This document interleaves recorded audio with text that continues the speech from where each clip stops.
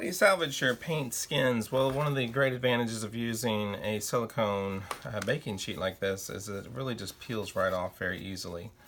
And so the way you can get it started, and of course you can use plastic and tablecloths. The thicker the plastic, the easier it is to work with, but nothing really works as well as the silicone. As you can see, the paint's very thin here on the edge, and as you stretch it, it just allows it to come loose, and basically it pulls itself apart from the silicone.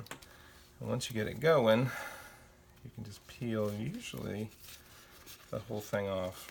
Now it's interesting because then you have some decisions to make as far as how to use this, because you got the top, which was pretty similar to the art piece that you did, but the back of it frequently has this kind of like more of a blurry, I call it dreamy like effect. And so when you're deciding which side to use in your jewelry or in your art compositions, then you have to make a decision, which is more interesting, this side or this side.